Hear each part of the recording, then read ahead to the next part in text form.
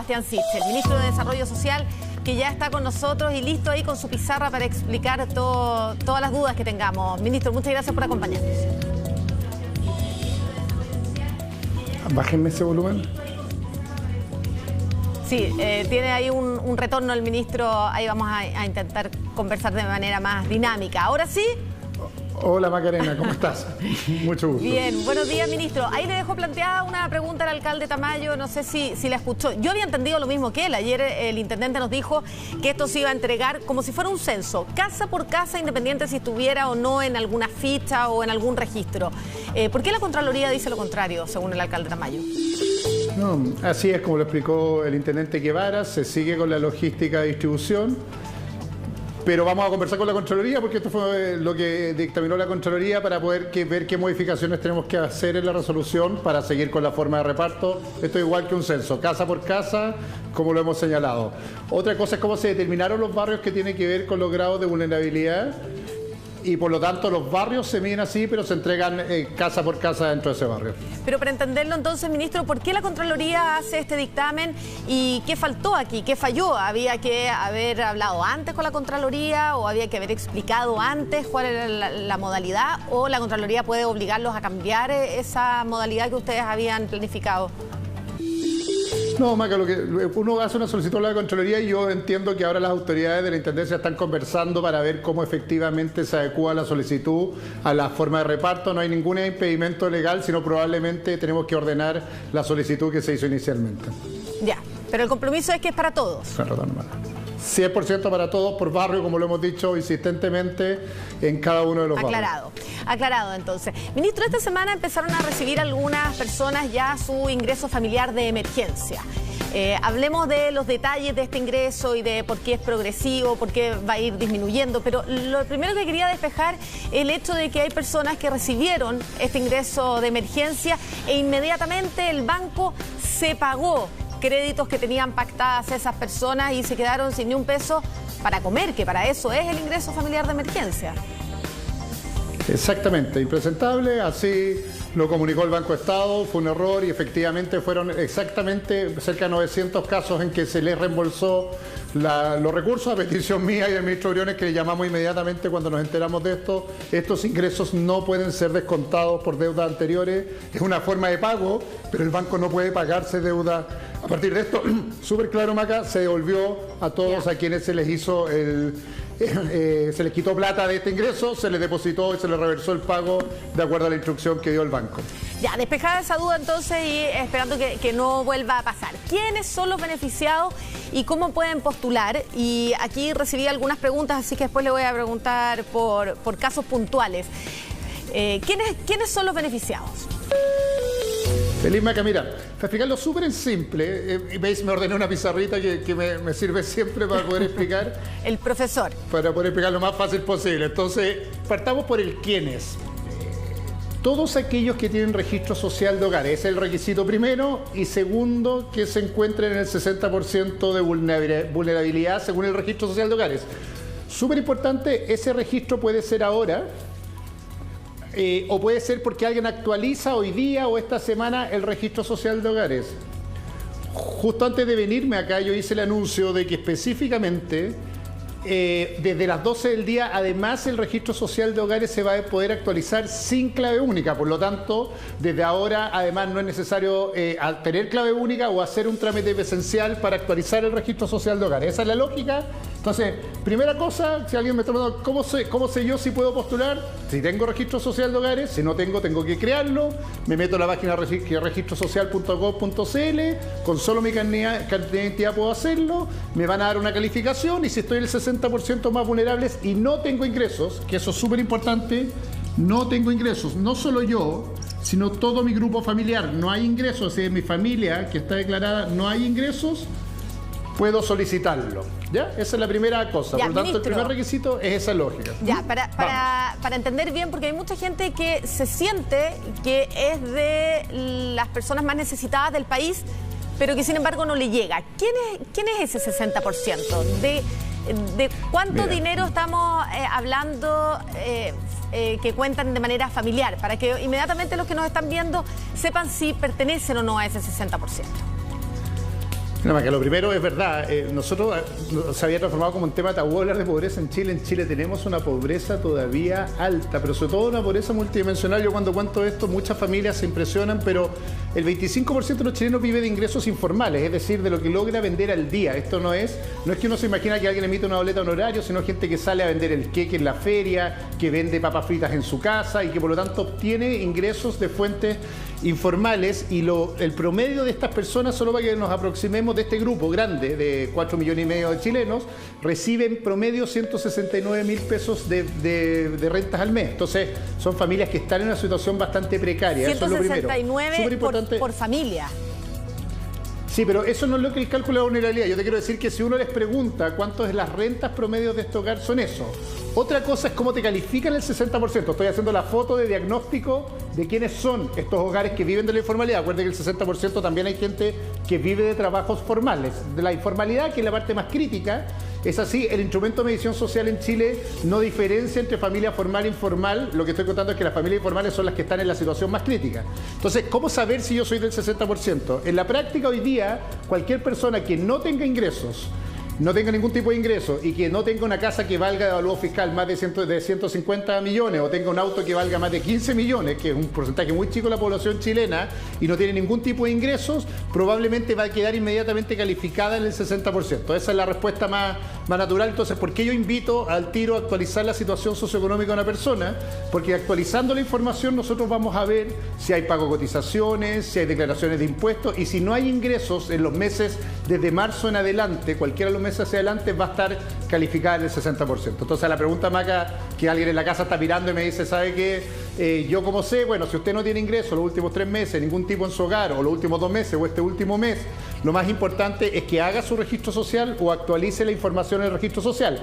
Es verdad que en el gobierno ya tenemos antecedentes respecto al ingreso, pero hay un desfase. Cuando uno pierde la pega, el Estado se entera el mes después, pues, porque efectivamente firma el finiquito, le dejan de pagar las cotizaciones. Entonces, si a alguien le pasó este mes, lo más importante es que informe inmediatamente y nosotros vamos a corroborar la información después administrativamente. Lo segundo, ojo que más de 2/3, el 70% de la población en Chile ya tiene registro social de hogares, 13 millones de personas. Entonces, lo primero que deberíamos saber es si yo tengo registro social. Lo más probable, como contaba, es que el grueso de los chilenos lo tienen porque alguna vez hicieron un trámite, solicitaron algo en la municipalidad, la gratuidad universitaria, un subsidio a la vivienda, postularon en el hospital y por lo tanto ya van a tener y van a saber inmediatamente si pueden postular. ¿Qué tienen que hacer después? Solicitarlo. Así de simple. ¿Dónde? En la página web ingresodemergencia.cl. Yo ayer acompañé a unas personas en situación de calle en la mañana y me dediqué yo a solicitarlo por ello y me di cuenta lo fácil, les mostré lo fácil que era, porque se necesita tener el carnet de identidad a mano y nada más. Poner la fecha de nacimiento, el carnet de identidad, solicitar el beneficio. Esa es la lógica que está detrás. Como les conté, desde hoy día en ningún trámite del Ministerio para este ingreso se requiere la clave única, por lo tanto lo puede hacer cualquiera. Y la segunda cosa importante es que lo puede hacer cualquier persona del grupo familiar y por lo tanto lo puede hacer un hijo, lo puede hacer, se le va a pagar al jefe de hogar, pero no es necesario que lo haga un adulto mayor, por ejemplo, del hogar, que puede ser que no sepa cómo pedirlo por internet. Esa es la lógica del quiénes. Ya, y ahí tengo una duda. Entre el 1 y el 2, ¿son excluyentes? Es decir, uno tiene que calificar dentro del grupo del 60% más vulnerable y además tiene que solicitarlo. O sea, si no hace el trámite de solicitarlo, ¿no le llega? Exactamente, verá. En la práctica se le pagó ya a 2 millones de personas, que eran los que se les pagaba automáticamente y estaban en el 60% más vulnerable. ¿Quiénes son? Aquellos que ya se les había pagado bonos antes y cumplían los requisitos de la ley. ¿Por qué al resto no se le pagó automáticamente? Que es una pregunta bien obvia. Es porque efectivamente no tenemos dónde pagarle. Acuérdense que el registro social de hogares no necesariamente está actualizado el día de hoy. Pueden haber pasado 6 años de que alguien no lo actualizó. No sabemos dónde depositarle. Emitirle una orden de pago a una persona que no esté en Chile, por ejemplo, que ya ha pasado con otros bonos, puede ser un error, y por lo tanto lo que hacemos es que ellos tienen que solicitarlo simplemente y por una gran razón, que es lo que te decía al principio. sabemos quién está al 60%, pero no necesariamente sabemos quién tiene ingresos si no tiene ingresos al día de hoy. Y por lo tanto lo que le estamos solicitando es que nos informe que no tiene ingresos, porque efectivamente no es lo mismo una familia que hay un ingreso de 400.000 pesos al día de hoy que una que está en cero. Y por lo tanto estamos pidiendo que lo solicite porque nos hace presuponer que está en cero, ¿sí? Claro, ahora ese trámite de solicitarlo, que entiendo la lógica que hay detrás, pero igual no deja de ser una burocracia para las personas más vulnerables, que no tiene internet en la casa, que no tiene un teléfono con plan para poder meterse a la página, que probablemente le cuesta más llegar a la municipalidad, además que sabemos que hay una atención que está muy colapsada en todos los servicios públicos y no es tan fácil ir a pedir que a uno le hagan ese trámite si es que no lo puede hacer directamente. ¿Cómo lo hace entonces? Esa persona que es la más vulnerable de todas y que probablemente es a la que más le va a costar hacer esa solicitud que usted dice que es requisito. Dos cosas más ya ahí. Lo primero, desde hoy día a la mañana, acceder a la página de ingreso de emergencia no tiene ningún costo. Eso es lo primero. Por lo tanto, no hay plan de datos, no se requiere internet, se ingresa con ingresoemergencia.cl y es lo más fácil posible. Como te contaba, además puede hacerlo cualquier persona de la familia. La regla general, Magdalena, es que casi todos los que están en la situación de vulnerabilidad extrema ya reciben los bonos anteriores del Estado. Por lo tanto, fueron la mayoría incorporados en el pago automático. Ojo con eso. Por lo tanto, efectivamente nos queda una brecha entre aquellos que no tienen acceso a internet. Si no pueden hacerlo, acuérdense que hoy día no hay plan de datos, es gratis el acceso a internet y por lo tanto a la página web, pueden hacerlo llamando a dos lugares, o al 101 de Chile Atiende o al 800-104-777. Ya, ese dato está muy bueno. Yo sé, lo que pasa es que estoy tratando también de apoyar a la familia a que sea lo más simple posible. Cuando uno llama un teléfono es un poquito más largo el trámite, entonces todo el que pueda hacerlo por vía remota es mucho más fácil, no hay que hacer trámite, ya no hay que ir a la municipalidad. 98.000 personas han ido a la municipalidad a actualizar el registro social de hogares porque se le requería la clave única y hoy día le cambiamos ese requisito. Estamos tratando de todo sea vía remota, el último canal es el telefónico, pero como te cuento, esos dos teléfonos se puede hacer específicamente. Perfecto. Al día de hoy ya han postulado 2 millones de hogares. Para que nos imaginemos, yo tuve esta discusión bien fuerte con la oposición del Congreso, porque siempre dije que el piso iban a ser el 1,2 millones de hogares que estaban pensados en el proyecto de ley, pero claramente esto va a ser mucho más porque la situación es más dramática que cuando empezamos a discutir el proyecto de ley. Por lo tanto, ha sido fácil acceder a la solicitud hasta el día de hoy. Su piso era 1,2 millones y ¿para cuánta gente alcanza esto? ¿Para cuántos está calculado? ¿Han postulado 2 millones? ¿Cuánto podría ser el total? Porque pensemos, ministro, y aquí voy a ir a otra de las preguntas que mucha gente se hace. ¿Por qué es decreciente? Y escuché una explicación que además me pareció insólita, y es como no queremos que la gente se acostumbre a que el Estado les dé todo, y que me pareció de una poca empatía y una lejanía con lo que está pasando y lo que están sufriendo muchos chilenos. ¿Cómo alguien se va a querer acostumbrar a 65.000 pesos si esto no es un pozo millonario? Es lo mínimo que obviamente que cualquier persona va a preferir trabajar y ganar más que eso, que recibir 65.000 pesos, que es lo mínimo. Entonces yo le quería preguntar, ministro, uno, ¿por qué es decreciente y pensado solo para 3 meses cuando estamos viendo que recién está comenzando el momento crítico y que esto puede alargarse hasta agosto, dicen los más optimistas? Sí. Mariana, la pregunta es súper buena porque esto fue una discusión larga en su minuto y se juntan las dos cosas de lo que me preguntaste. Lo primero, porque nosotros hicimos un proyecto de ley que permite que la cobertura se amplíe lo más posible. A mí muchos me decían, ¿por qué no nos gastamos toda la plata ahora en el grupo que estamos seleccionando? Y parte de la discusión que tuvimos como gobierno era decir, dejemos un indicador de emergencia que permite que cualquiera lo pueda solicitar que tenga la emergencia. Por eso que tú me preguntas, ¿el piso era esto? ¿A cuántos les puede llegar? A todos los que lo requieran y cumplan los requisitos. Por lo tanto, sabíamos que esto, a medida que avanzaba la crisis, podía ser mucho más grande de lo que nos habíamos imaginado originalmente, y por eso queríamos tener el respaldo para decirle a toda familia que cumpliendo estos dos requisitos, que el hogar no había ningún ingreso y se quedaba sin ingresos, lo podíamos suplir con ingresos de emergencia. Entonces, la primera cosa súper importante era decir, este monto de plata no es un monto acotado, sino que crece en la medida que crece la necesidad, y lo más importante acá era cambiar la lógica de todos los bonos que habíamos pagado antes del Estado, que siempre era un universo acotado. ¿Se acuerdan de que el bono COVID, el bono marzo? Siempre me reclamaba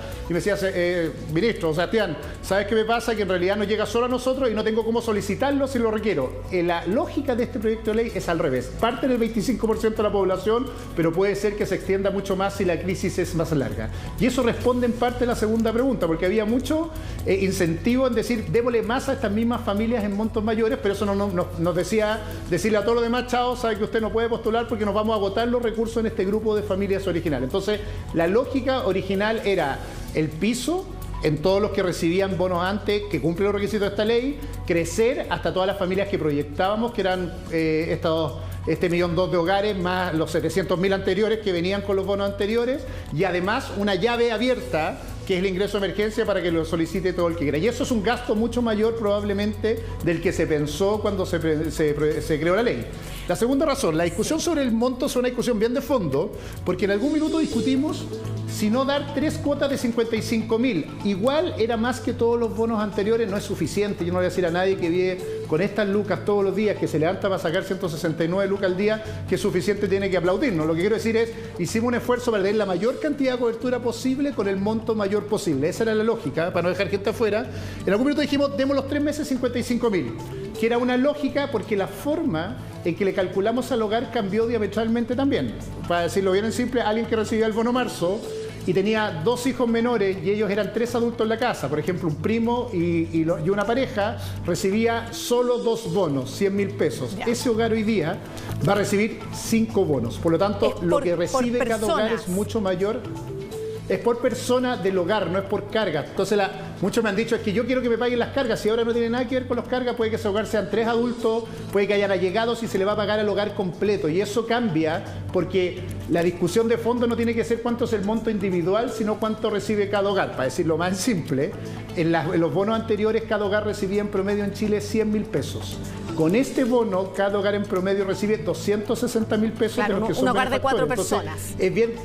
De 4 personas, pero con el hogar anterior esas 4 personas recibían 100, porque recibían solo por los menores de edad y solo si eran menores de edad. Entonces, la discusión fue, damos 3 cuotas de 55.000 pesos, entendiendo, o sabemos que nos vamos a demorar en entregar la primera cuota y aumentamos la primera cuota en su minuto, pensando que el tercer mes íbamos a ir saliendo de la crisis sanitaria. También súper transparente en esto, lo que nos demuestran las cifras al día de hoy. Este proyecto de ley se metió hace 1 mes y medio al Congreso, es que probablemente la crisis se va a extender y por lo tanto vamos a tener que tomar 2 decisiones. ¿Por qué lo disminuíamos? No por esa razón, que no es una buena razón, sino porque en este minuto nosotros dijimos hay que acompañarlo con planes de empleo o subsidio a la contratación de mano de obra. Lo peor que le puede pasar a una familia es que básicamente no tenga de qué vivir después de la crisis, y por lo tanto lo que decíamos, acá había que amarrarlo con un programa de subsidio a la contratación. Lo mejor que le puede pasar a una familia, la mejor política social es tener pega, porque eso te permite que te paguen cotizaciones, salud. Pero lo que estamos analizando hoy día, y lo iremos viendo a medida que termine el mes, es que probablemente o vamos a tener que aumentar el monto o alargar la extensión si la condición sanitaria sigue igual. También lo dije en el Congreso varias veces, estábamos disponibles a eso, pero por eso había que tener la holgura para no gastarse todo en 3 meses en un grupo acotado de personas, porque dejamos afuera gente o lo pagamos por menos plazo. Y eso era lo que defendimos desde el principio. Para que quede súper claro y lo digamos en una sola frase, ¿usted no se cierra entonces a la posibilidad de que el bono no sea decreciente y que se extienda por más de 3 meses? No me cierro ni a la una ni a la otra, para decirlo bien en simple. Ya. Hoy día, me parece, hoy día estoy adelantando una conversación que, como les digo, tenemos que ver cómo sigue la crisis sanitaria. Pero qué bueno que la adelante aquí. Qué bueno que si la adelante en algún lado, la adelante aquí. Sí, pero son 2 conversaciones ahí distintas. Uno es si vamos amarrándolo con programas de empleo, una posibilidad, para decirle así la posibilidad. Pero para eso hay que volver a trabajar. Claro, pero todo indica, por eso me casi en esto lo más transparente posible, todo indica que eso no va a pasar. Estoy diciendo, pero ponte tú que nos portamos bien, que logramos, hacemos el milagro. Todo indica que no, pero pongamos que no, y por lo tanto lo que va a haber que discutir es si se extienden los meses y si se extienden los montos, y sobre todo requiere una cosa que tenemos que conversar, que es cuando se cierren las postulaciones el 29, queremos saber a cuántas familias tenemos que cubrir. Si es una discusión bien importante cuando somos una familia y el gobierno hace la pega de repartir la plata, saber cuántas familias hay que cubrir, porque eso te permite determinar cuánto monto más o cuánta extensión tienes que ir, y eso lo vamos a ver ahora el 29. Eso le iba a preguntar. ¿Se cierran las postulaciones el 29 y después se cierran mes a mes el 29? ¿Cómo es? Eso.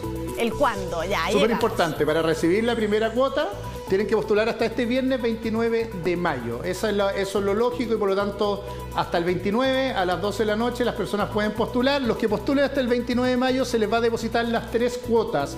¿Desde cuándo? Desde el 10 de junio. No sé si noté por ahí, pero el 10 de junio el 10 de junio les va a llegar el depósito. ¿Ya? ¿Por qué es importante este plazo? Porque eso permite que las personas reciban los 3 cuotas hacia adelante. No es que se cierren las postulaciones, pero si no ya uno empieza a recibir la solicitud para el mes siguiente. Y por lo tanto, todos los que puedan y nos estén mirando y necesiten urgentemente esto, lo importante es que llenen la solicitud antes del viernes, porque eso les va a permitir que el 10 de junio le lleguen los recursos. ¿Qué le va a pasar a alguien que llena el formulario, pone un correo electrónico, le llega la notificación y pongamos que le dicen que no cumple los requisitos porque efectivamente puede aparecer que hay antecedentes en el Estado de que la persona tiene ingresos? Por ejemplo, hay un pago de cotización este mes o hay una declaración de impuestos este mes, pero la persona me dice, sí, lo que pasa es que el empleador me pagó tarde o me pagó la cotización tarde, que eso puede pasar.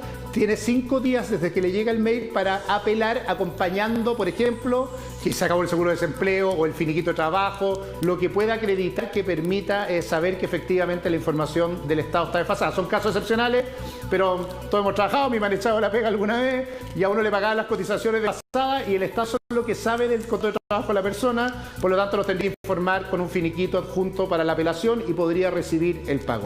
Las solicitudes están siempre abiertas los próximos 3 meses y lo importante es que mes a mes, el último día hábil de cada mes, se van a cerrar para el pago del mes siguiente. Esa es la lógica que está detrás. Ya, ministro, voy a ir con hartas preguntas que me están llegando. Vamos. Ojalá que no seamos tan extensos para que alcancemos a contestarle a todos, porque son preguntas bien puntuales.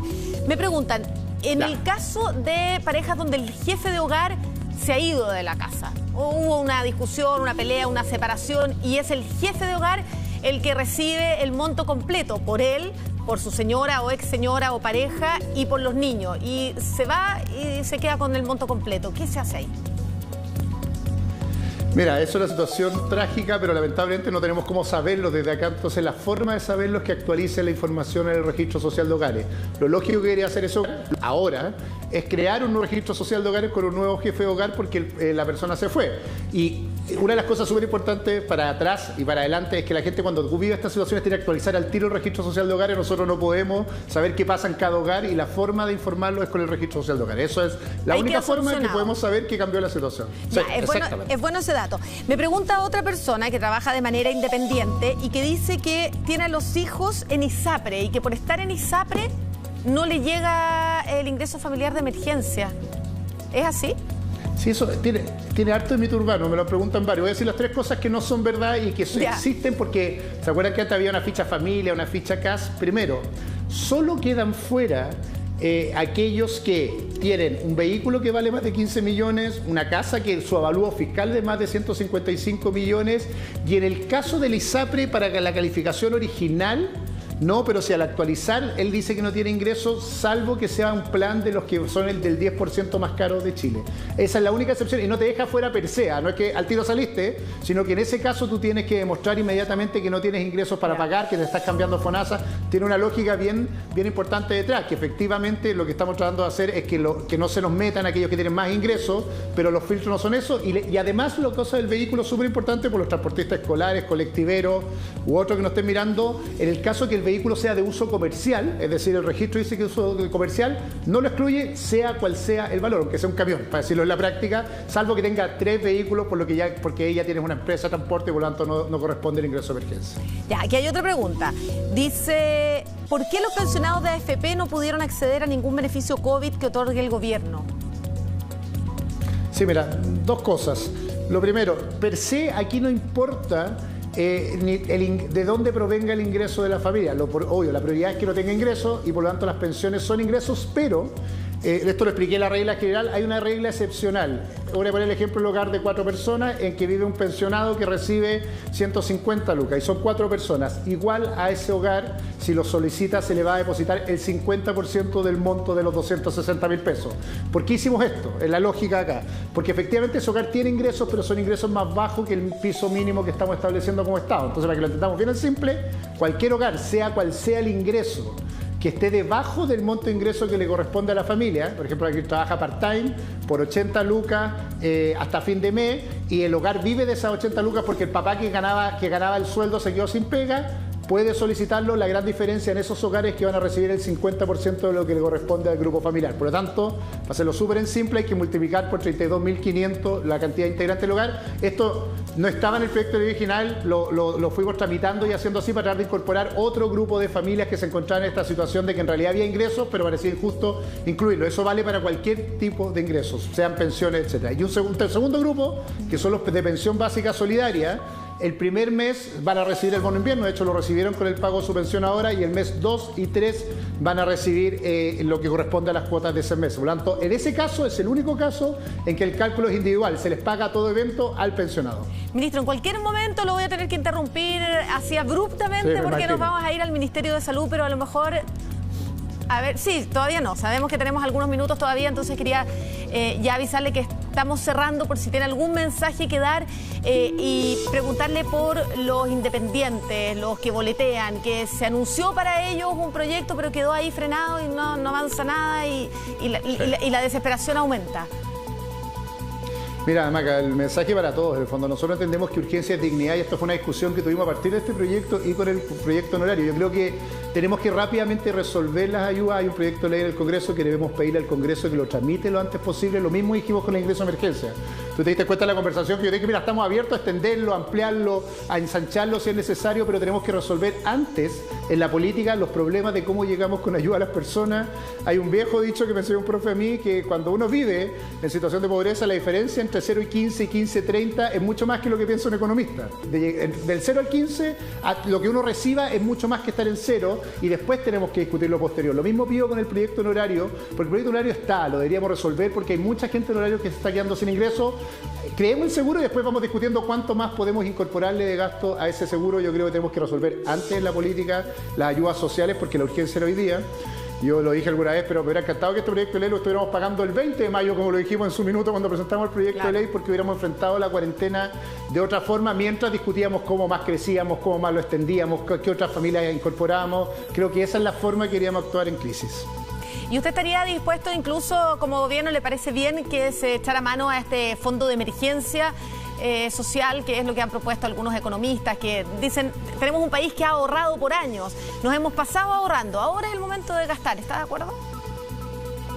Mira, hay que tener una discusión ahí en el fondo, Maca, porque dicen eso, es como si uno tuviera en la cuenta de ahorro plata depositada, pero a fin de mes le faltan 40.000 pesos para pagar las cuentas. Entonces, es una o lo otro. Lo que pasa es que Chile hoy día tiene 100 pesos, de cada 100 pesos que genera gasta 141. Por lo tanto, sí, podríamos recurrir a eso, pedir más crédito. Lo que vamos a tener que hacer, obviamente, es ver cómo, de alguna u otra forma, pedir más recursos para seguir financiando a las familias, que es lo que hemos dicho y estamos disponibles. Entonces, en eso, la estrategia financiera la del ministro de Hacienda, pero creo que cualquier fórmula es posible. Veamos si va a tomar deuda, esto igual que una familia, si conviene más tomar deuda a más baja tasa o gastarse los ahorros que pagan más interés, pero de alguna forma vamos a tener que financiar más ayudas sociales. Esta pandemia sabemos que se ha alargado, lo que me ha encargado el presidente después de esto es seguir trabajando en ver qué medidas podemos tomar, como las que te conté en específico, o empleo, sí, o más alargamiento del ingreso, pero vamos a tener que hacer más y eso es evidente.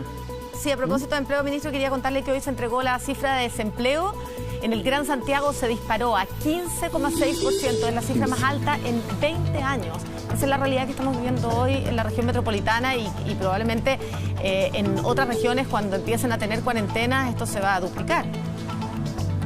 Y la misma tragedia vamos a tener con la pobreza, porque nosotros estamos aquí en el Ministerio viendo los datos y la pobreza se nos va a disparar a 2 dígitos probablemente y un poco más en el corto plazo, y por lo tanto vamos a necesitar un Estado más eficiente y que llegue con más recursos. Eso, aquí no hay discusión ideológica que valga encima de esto. Yo lo que creo es que en estas crisis se necesita un Estado que acompañe a los ciudadanos y un gobierno que esté haciendo todo lo posible para ayudarlos, pero que sea lo responsable para pensar que no va a durar una crisis 1 mes, 3 meses, sino que esto va a durar por lo menos 6 meses más y vamos a tener que tomar medidas a medida que se va desarrollando esta crisis. Eso es lo más importante. También hay que calmar un poquito esta idea de que hay que tirar toda la carne a la parrilla de un minuto, porque mucho de este desempleo se va a transformar en pobreza y vamos a tener que tener políticas sociales para acompañar a estas familias después de la crisis sanitaria, que es lo que estamos mirando desde acá. ¿Y el Estado puede hacerlo mejor de lo que lo ha estado haciendo hasta ahora? Sí, 100%. Esto como Estado, no solo como gobierno. Yo le he dado varias vueltas acá al interior del Ministerio. Mira, una cosa que se comenta poco, este ingreso de emergencia, ¿sabes cuánto gasto o costo tuvo burocrático? 0. No se contrató una persona más, se transfiere directamente al bolsillo de las personas, le llega de manera rápida. ¿Era mejor? Creo que es una eso discusión que tenemos que tener los gobiernos.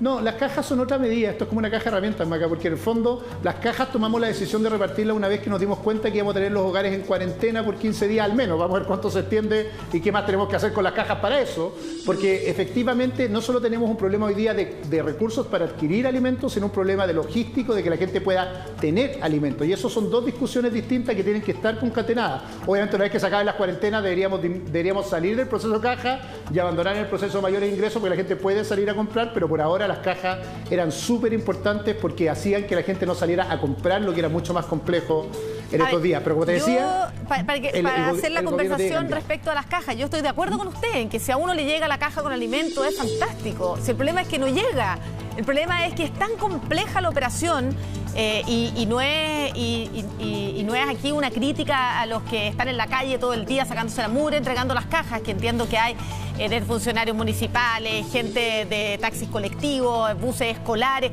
está todo el mundo trabajando, pero la organización, la complejidad de la operación es tal que ni siquiera de aquí a mediados de junio van a estar entregadas todas las cajas. Entonces, como usted mismo dijo, el ingreso familiar de emergencia, cero burocracia, cero complejidad.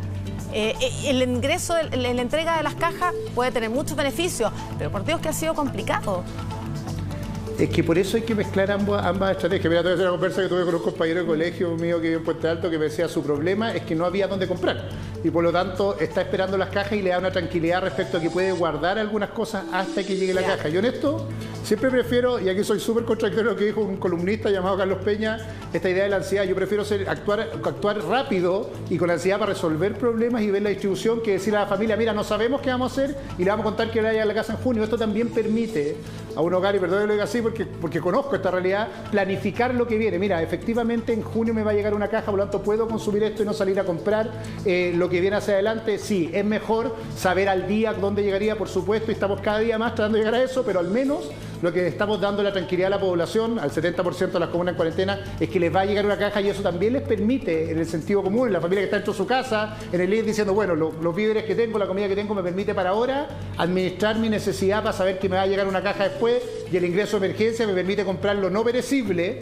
porque no viene la caja no perecible y tengo que salir a comprar solo una vez. Yo creo que también hay que pensar mucho más desde el living de la casa estos problemas, porque cuando uno los mira así, desde Puente Alto la gente te dice, ok, hay alguna lógica en las ayudas, todos queremos que sea lo antes posible, que llegue todo al mismo tiempo, pero efectivamente necesitamos que sea una caja de herramientas. Si todo se fuera el ingreso de emergencia, tendríamos a gente el 10 saliendo a comprar masivamente, lo que sería un riesgo para la población inmediatamente. Por lo tanto, hay una especie de flujo respecto a las ayudas que estamos haciendo. El haberlo avisado antes de que estuviera operativamente andando, ¿a usted le parece que fue una buena idea porque presionó para que las cajas llegaran o generó ansiedad y a lo mejor un poco de impaciencia en quienes no las recibían todavía? Sí, yo voy a ser súper franco en la lógica que decía la ansiedad. Yo prefiero en esto pecar de rapidez. ¿Por qué decirlo? Porque mucha gente dice, ¿por qué lo dice y no cuando me llega la caja? Porque cuando uno está dentro de su casa le permite planificar lo que viene. Entonces me hubiera encantado decir, hoy día esto sería un país que no existe, vamos a repartir 2,5 millones de cajas en un día. Eso no pasa y la gente por sentido común lo sabe, pero al menos le da la sensación de corto plazo a la familia de que va a llegar una caja a su barrio, que el alcalde le va a informar y le permite distribuir mejor también lo que tiene. Ojo, que es súper importante porque vuelvo a la idea del living del hogar. Esto es, desde la mirada del living del hogar, una persona puede decir, ok, ¿qué me va a llegar en los próximos meses y me puedo organizar? Si algo yo no creo es que los chilenos seamos lesos para saber cómo administramos nuestras cosas. Lo que está haciendo el gobierno es dándole tiempos y plazos para saber con qué puede disponer en el próximo mes. Ojalá pudiéramos vivir en un país que digamos vamos a distribuir en 2 días 2,5 millones de cajas, porque eso no pasa ni aquí ni en ningún lado. Y ojo también, los volúmenes de cajas que estamos distribuyendo son los más grandes de Latinoamérica y por lo tanto hay una necesidad logística que va a desplazar esto los días que hemos ido comprometiendo. Yo coincido con usted, que la administración del hogar de muchos chilenos y muchas chilenas que son jefas de hogar hacen magia. Ojalá no tuviera que ser así y pudieran administrar un poquito más de abundancia y no tanta pobreza, pero la verdad que sí, la gente hace malabares y lo logra. Y sin embargo, hemos visto, ministro, y comenzamos nuestro programa con eso, cómo el narcotráfico ha ido aprovechando esta escasez y esta necesidad urgente de muchas familias. ¿Qué le diría usted a todas esas familias a las que todavía no les llega la ayuda del Estado o las que no le alcanza a lo mejor esa ayuda del Estado, que usted mismo reconoce podría hacerlo todavía mucho mejor, y que tiene al lado a un benefactor que se dedica al narcotráfico, que quiere comprar su silencio a cambio de ayudarlo con alimentos, con incluso pagando velorios o atención de salud, que en estos momentos es la urgencia mayor que tenemos.